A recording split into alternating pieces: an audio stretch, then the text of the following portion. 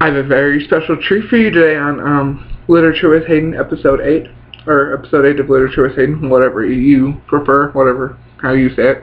I'm going to read a couple chapters of my latest book. Well, one of my latest ones. I've written about 3 lately. I like to make them as long as possible, or try to. So I'll be reading a couple chapters from my mystery crime novel, A Game of Cat and Mouse, and this one is published on Lulu.com, so if you have an account or something, you can buy it. I think this one's I think it's ebook, I'm not sure. But anyway, let's start out with some poems that I wrote. Now, I've been working hard, and I wanted to do one of these for another episode for a while, but I've just been caught up with schooling and all that. Well, let's go with Loved Ones, since it's kind of, even though it's been like maybe 1 or 2 days past Thanksgiving, we'll just do this one to remember all our loved ones. And I call this poem, Loved Ones. And it says, there are always loved ones in our lives, someone we care for and cherish. With undying love, we do anything for them. But our world is shaken when one of them leaves this world. Some never recover and some do. Even though we can't hear or see them, we can feel the love in our hearts, the emotions and undying love. This one is not really a tribute, but condolences for those during Hurricane Sandy. I wrote a poem about New York, even though I haven't been there. I mean, I've always wanted to go there, but yeah, I hope they like it, New Yorkers like it. I call this one New York. It says, City of Fame and Light, Broadway, Carnegie Hall, and the Statue of Liberty, a place of dreams and hope, and pure America. I call this one Familiar Sights and Sounds, since summer is, well, here where I live, is officially coming to an end, which I am quite sad about because, I mean, I like the snow, but it's just, sometimes it can be annoying just to go out in the cold and all that, so. Familiar Sights and Sounds of Summer. As summer now comes to a close, let's have a moment to remember the times and sounds of summer. The warm breeze is flowing while the birds sing, carrying the sweet song along, kids playing in with sprinklers, assorted grilled foods, and laughter. I call this one, well, since Thanksgiving, it's been a couple days since Thanksgiving, I have another Thanksgiving one titled Thanksgiving. A time to be thankful for everything we have, small or great, this Thanksgiving. I challenge you to sit with your families around the table and try to say everything you're thankful for, a tradition from me to you. And you can still do this on a regular basis. I mean, it just doesn't have to be for Thanksgiving, but whatever. This one is called Velvet. She walks down the majestic stairs wearing a red velvet dress. The dress glides gently down each step. Such beauty has never been seen until now. A warm, kind smile is etched from her face. Beauty. Okay, and that does it for the poem part of this. Book review. Let's see. I have read a book. It's a second series, but I'll just do it anyway. If you've read The Priest's Graveyard by Ted Dekker, then this is a sequel to it. It is called The Sanctuary, and it's by Ted Dekker. It follows the adventures of kind of ex-priest Danny, and I don't know how to say his last name, and Renee Gilmore. Danny has gone to prison, and Renee is now alone, waiting for his sentence to be served for prison for what he did in the last books. They're really good, they're action. Anyway, trouble starts when she receives threatening phone calls with it's just breathing in the phone and like threatening, like, we're going to kill the priest and stuff, and it's pretty sketchy.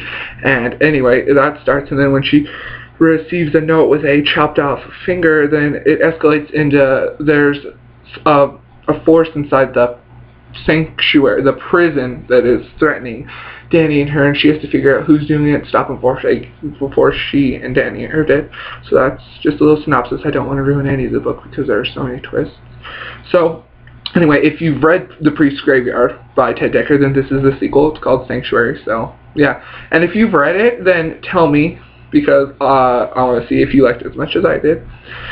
So anyway, yeah, check out The Sanctuary. It's in stores now if you can even get a copy, because Ted Dekker's just become a big hit in the last 3-4 years, in my opinion. Well, the book sells and stuff, and the reviews have shown.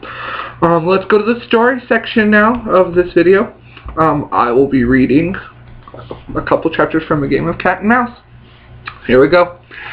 Chapter 1. Dolores Wellington walked over to her mailbox and opened it. A letter fell onto the ground. It was stamped with a strange seal, a bagpipe. She bent down, grabbed the letter, and read it. Dear Dolores, I cordially invite you to my island in Scotland. Enclosed you'll find a plane ticket in case I'm not home. I'll leave the key with my butler, Jackson. And my maid will be there also, just in case. Sincerely, Anonymous. A little scribble at the bottom read, if you stay 7 nights, then you'll receive $1 million. She made up her mind that she would go, even though it was quite odd that it was signed Anonymous. Slipping it into her robe pocket as quickly as possible, she ran into her house and started to pack. Duke Langston sat in his chair sipping coffee while reading the morning paper, when the mail slot in his door clanked. He set the coffee down, folded the newspaper up, and tucked it under his arm. A pile of envelopes sat on the floor. He picked them up. All the envelopes were mostly bills, except for one that had a strange seal on it. Quickly he opened the envelope to see a letter neatly written. Dear Duke, I cordially invite you to my island in Scotland. Enclosed you'll find a plane ticket in case I'm not home. I will leave a key, and my butler will be there also, and my maid. Sincerely, Anonymous.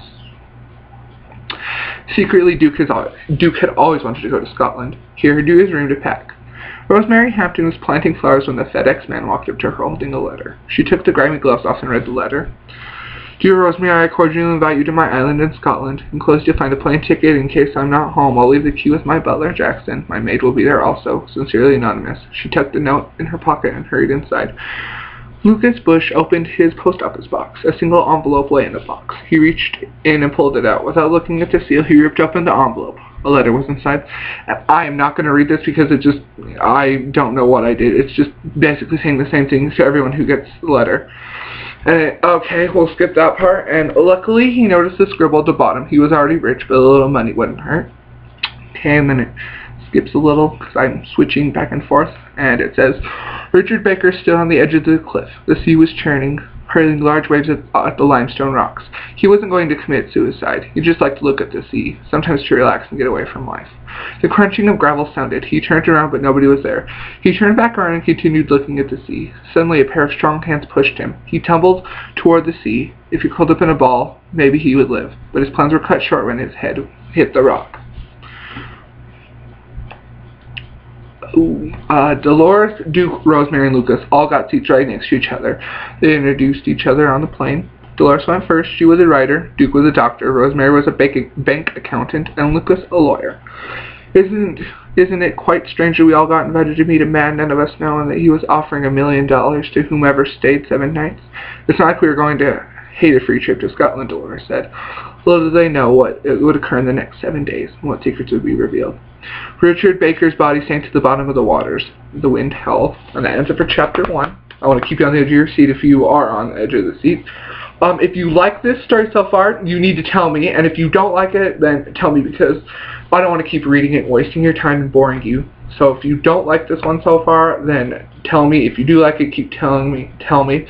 So thanks for watching, and that ends it for this episode. Just gotta close that. So thanks for watching, and make sure to comment back and tell me if you liked it or not, because I'd really like to know. And don't be afraid to just criticize, because I take criticism all the time for stuff. So thanks for watching, and I hope you liked it.